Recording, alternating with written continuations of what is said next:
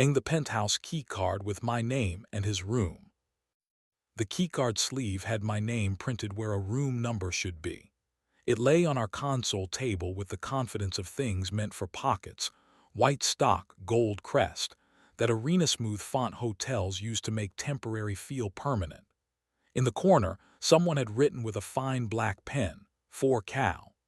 Beneath it, a line the system shouldn't hold, penthouse 10 p.m., and inside the sleeve, the card itself felt warm like it had recently been asked to make a decision. I restore old photographs for a living. I take the crease a face has earned and ask the paper to keep the story but forget the bruise. My days smell like cotton gloves and dust that once pretended to be a season. Alex, my partner, curates at the museum with the atrium that has learned how to be photographed. We've been together 5 years.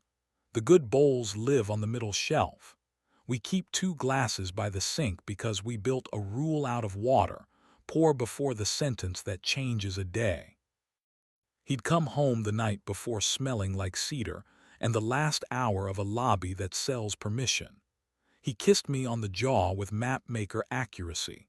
The exact spot, the wrong pressure. He undressed in the hall as if the bedroom had started drafting minutes. He said he had to be at the hotel tomorrow for the patron preview. He said the auction software wasn't behaving and a donor wanted his name on a wall in the font of his childhood. He smiled with borrowed teeth and slept like our bed had corners we had not agreed on. Now the card lay there with my name on its sleeve like an invitation that wanted a witness. I slid it back into the paper and felt that mild static the world makes when it's ready to see if you're listening. At my bench, a photo of a woman in a white dress waited for me to convince its torn edge to forget the storm that had loved it. I flattened a crease with the back of a bone folder and thought about how many ways a line can be honest. By 9, I was in a cab and regretted not walking. Movement makes lesser promises than rooms. The hotel was one of those places where the marble has been taught to speak softly. Men in suits whose job is to know where your shoulders end looked at me and saw a problem that had made up its mind. I rode an elevator with gold buttons the size of confessions. The penthouse hall pretended to be a distance. A keycard opened at a polite beep that thought it had invented consequence. The suite was a room built by a committee that had attended excellent parties. Low couches in a color determined not to stain, a terrace that wanted to be the topic, lamps practicing restraint. 2 glasses on a tray by the window already sweated in their careful way. On the low table, a folded card held the name of an event I had not been invited to, Art for Air. Under that, in smaller type, Bid Paddle Pickup, Salon Room. The door to the left stood open 3 inches, which is a monarchy in a room like this. Nico, I said, because names are a way to introduce air. He appeared from the bedroom in a shirt that had surrendered 2 buttons more than it needed to. Taller than I remembered from seeing him across receptions, hair that knew which side humidity was on, a quickness in the shoulders that made you think he chose his decisions before he moved. He smelled like cedar and the precise aftertaste of champagne. "You came," he said. He didn't say it like a victory. He said it the way you note that a key rotated and the door agreed. "You put my name on a sleeve I didn't deserve," I said, holding up the card. "That's persuasive." He didn't cross the room. He stayed beside the window where the city had decided to be a necklace and let the space do some of the work. He poured water and handed me a glass. Our fingers touched. Heat wrote a small petition at the base of my thumb. He stepped closer and stopped with an inch between his knuckles and my wrist. That inch had rules I recognized. He left it intact. "He thinks he's meeting me here after the donor walkthrough to end it politely," Nico said. "He promised not to ruin the sweet rates for the hotel with his tone. I thought you should have the room first." "How long?" I asked. Because arithmetic is clarity when blood is trying to be a poet. 8 months, he said. He didn't give the number a costume. Rain, an elevator that paused like it had manners, a lobby that sells permission with carpets that remember the shoes that bought them. I ended it twice. He sent me a photograph of your breakfast with a complaint about my captions. I respected the sentence against my better judgment. He put the glass down and slid his hand along the edge of the table without touching anything, as if to check that the wood didn't need him to narrate it. He raised his hand toward my throat and halted, almost reverent at that inch. Heat answered for me. He lowered his hand. The restraint was indecent and merciful in equal measure. I didn't invite you for absolution, he said.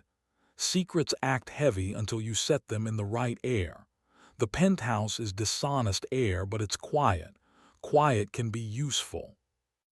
The door eased open on a hinge that had been taught diplomacy. Alex came in with his docent face, the one that tells a crowd where to look and promises not to punish anyone for seeing the wrong thing first. He saw me.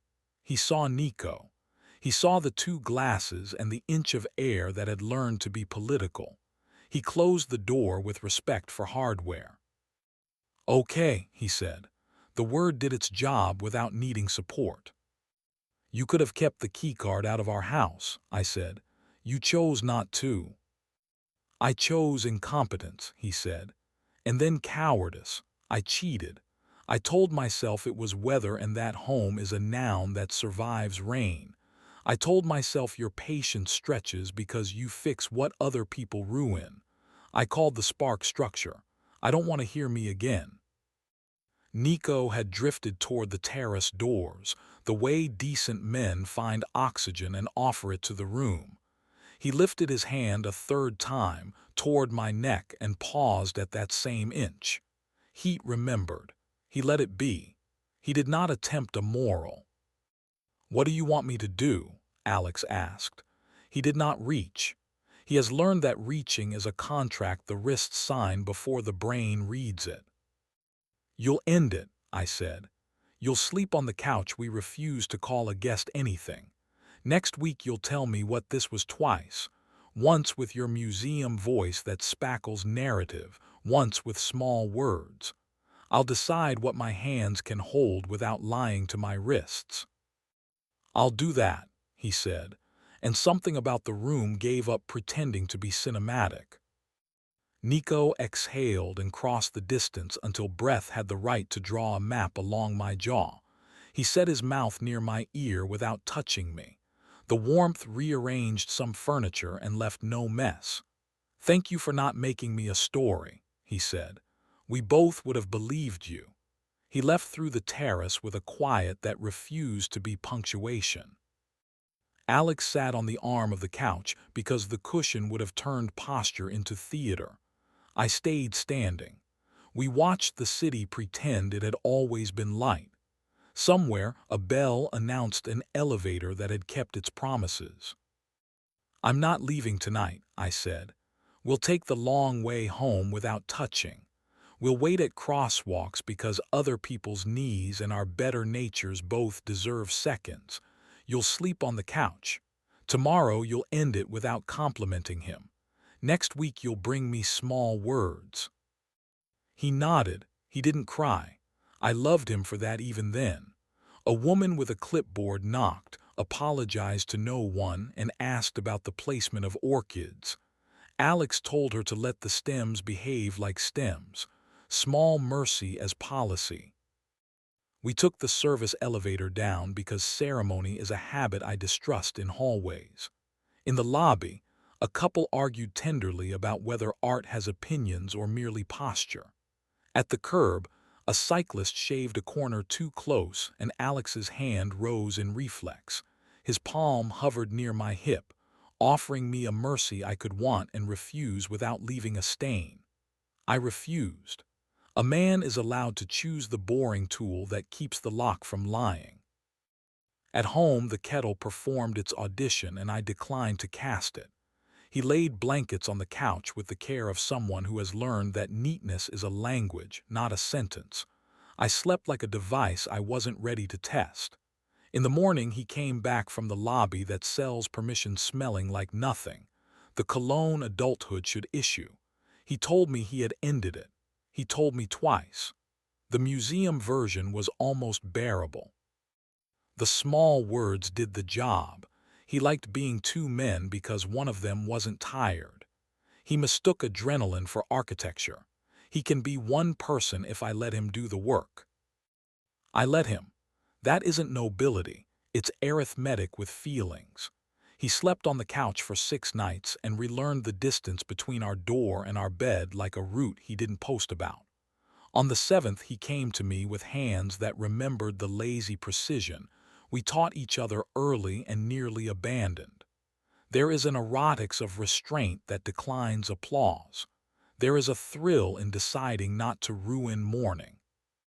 2 days later, Nico texted a single sentence. "Thank you for telling the truth in a room that lies for a living." I wrote back, "Try it where nobody curates your lighting." He didn't reply, which was the second most decent thing he did. Work stayed exact. I stitched a tear through a father's smile and watched paper agree to let history be kind without being dishonest. I refused a client who wanted me to remove a scar from a graduation portrait and explained that some ink belongs to the story more than the face ever did. I taught a teenager how to hold a print steady over steam so the fibers remember generosity. He looked at his repaired photograph like permission had a weight he could lift. A week later, I saw Nico outside the hotel watching a truck load crates that had decided to be art. He looked smaller. Maybe my anger had stopped needing him to be tall. He said hello without trying to own my afternoon. He didn't smell like cedar. The space between us behaved itself. He left without auditioning for a moral. Here is the part I won't sell as virtue. I wanted him, not his life or its story him.